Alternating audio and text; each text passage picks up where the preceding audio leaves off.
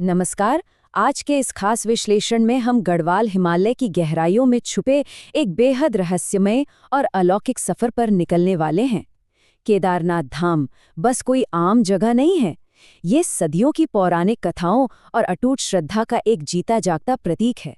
तो बिना किसी देरी के चलिए सीधे इस विषय की गहराई में उतरते हैं और इन बर्फीली चोटियों के बीच बसी इस प्राचीन धरोहर के रहस्यों से पर्दा उठाते हैं। अब सबसे पहला और सबसे दिलचस्प सवाल ये उठता है कि आखिर क्या होता है जब एक प्राचीन देवता मानवता के सबसे महान योद्धाओं से छुपने का फैसला कर लेते हैं। केदारनाथ मंदिर का निर्माण किसी साधारण काल में नहीं हुआ था। इसकी जड़ें भारत के सबसे बड़े महाकाव्य की समाप्ति के बाद की एक ऐसी घटना से जुड़ी हैं जो सच में रहस्यमयी है। एक ऐसी कथा जहां भगवान और भक्त के बीच छुपन छुपाई का खेल इन्हीं विशाल पहाड़ों में खेला गया था। कहानी कुछ ऐसी है कि महाभारत के भयंकर युद्ध के बाद पांडव अपने दुष्कर्मों और पापों की क्षमा मांगने के लिए भगवान शिव की तलाश में निकल पड़े थे। लेकिन एक छोटी सी समस्या थी।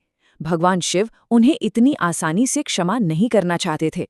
उनसे बचने के लिए उन्होंने एक बैल यानी नंदी का रूप धारण कर लिया और इन्हीं पहाड़ों की वादियों में घूमने लगे।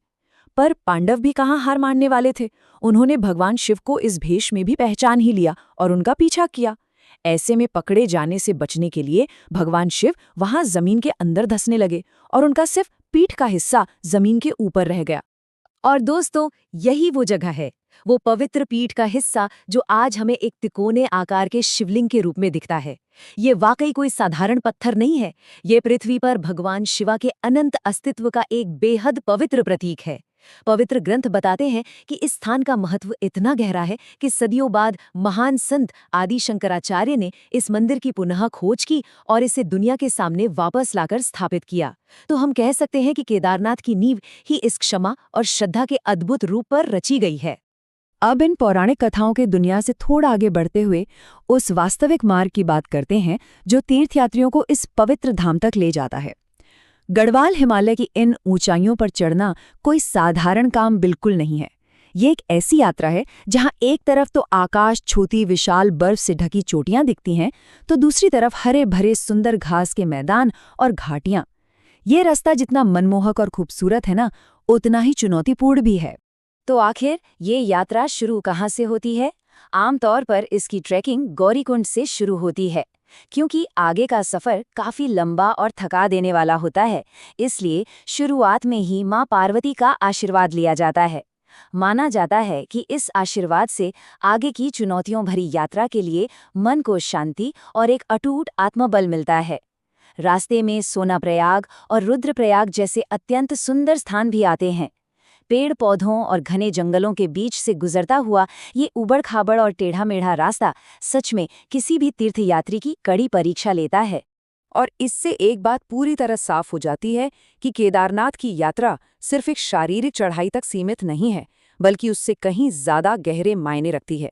एक तरफ जहां कड़ी शारीरिक चुनौतियां हैं, जैसे अचानक बदलता खराब मौसम, पत्थरीले रास्ते और घने जंगल, वहीं दूसरी तरफ इस थकान और कड़ी मेहनत के बदले में जो आत्मिक फल मिलता है वो बिल्कुल बेमिसाल है। प्राचीन मान्यताओं पर गौर करें तो इस कड़ी तपस्या के बाद व्यक्ति के सारे पिछले कर्म धुल जाते हैं, परमानंद की प्राप्ति होती है और मोक्ष का द्वार हमेशा के लिए खुल जाता है।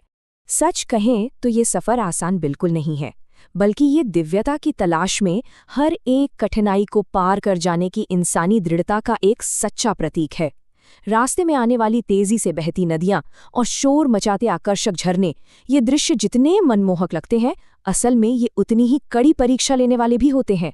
ये पूरा का पूरा मार्ग एक तीर्थयात्री की आस्था और उसके जज्बे की सच्ची परीक्षा है।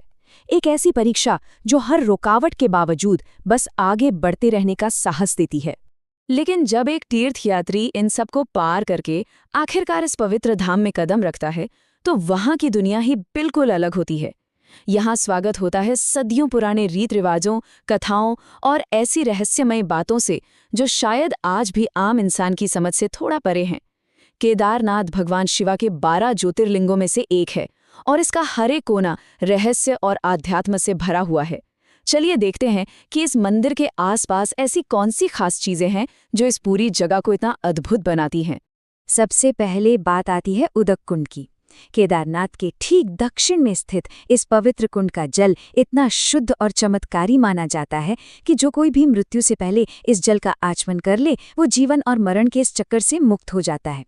उसके बाद यहाँ एक बेहद खास और अनोखा रिवाज देखने को मिलता है, घी का प्रयोग। यहाँ आने वाले तीर्थयात्री पवित्र शिवलिंग पर घी रगड़ते हैं। ये एक ऐसा प्राचीन अनुष्ठान है जो किसी के मन में भी उत्सुकता जगा दे।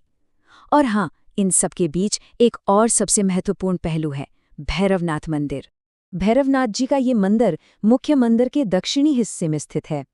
भैरवनाथ जी, जिन्हें न्याय और रक्षा का देवता कहा जाता है, उनकी यहाँ एक बेहद खास और अहम भूमिका है। मान्यता ये है कि वो इस पवित्र केदारनाथ धाम की हर तरह की बुरी शक्तियों और आत्माओं से बेहद क्रोधित रूप में रक्षा करते हैं। एक तरह से देखा जाए तो वो इस देवस्थान की एक दिव्य ढाल हैं जो लगातार मंदिर की निगरानी कर रहे हैं। और इन्हीं दिव्य शक्तियों और रक्षा की चर्चा करते हुए हमारा ध्यान अपने आप एक ऐसी घटना की तरफ चला जाता है जिसने पूरी दुनिया को हैरान कर दिया था। ये विशाल मंदिर न सिर्फ आस्था का एक रूप है, बल्कि इसने ऐसी प्राकृतिक आपदाओं का सामना किया है जो हमारी कल्पना से भी परे हैं। हम बात कर रहे हैं साल 2013 में आई उस भयंकर बाढ़ और भूस्खलन की, जिसने आसपास का सब कुछ नष्ट कर दिया और असंख्य जानें ले ली। लेकिन जब तूफान थमा और शांति हुई तो पूरी दुनिया ने देखा कि केदारनाथ का ये मंदिर अपनी जगह पर अडिग खड़ा था, बिल्कुल बिना किसी नुकसान के। ऐसा लग रहा था जैसे ये पूरी जगह किसी दिव्य शक्ति की मजबूत ढाल से सुरक्षित थी। यही वजह है कि इसे अटूट साहस और एक ऐसी मजबूती का प्रतीक माना जाता है जिसे कभी हिलाया नहीं जा सकता। इतनी बड़ी और भयंकर प्राकृतिक आपदा के बीच मंदिर का बिल्कुल सही सलामत बच जाना सच में अपने आप में किसी चमत्कार से कम नहीं है।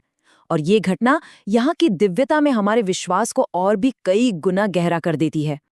वैसे इस चुनौतीपूर्ण लेकिन चमत्कारी रास्ते पर यात्रा करना आज के समय में पहले के मुकाबले थोड़ा आसान और सुरक्षित जरूर हो गया है। देहरादून में स्काई हाइक जैसी खास ट्रैकिंग कंपनियों की मदद से अब तीर्थयात्री इस दुर्गम और ऊबड़-खाबड़ इलाके को आसानी से और सुरक्षित ढंग से पार कर सकते हैं।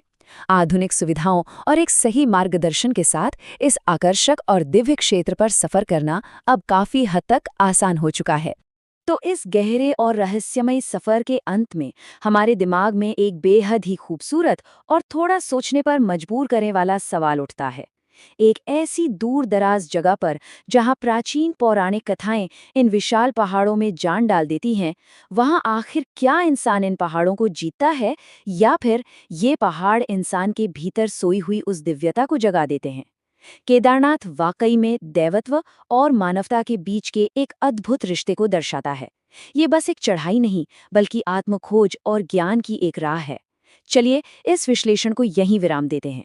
उम्मीद है इन बर्फीली वादियों के सफर ने इस रहस्यमयी और पवित्र स्थान को समझने का एक नया नजरिया दिया होगा।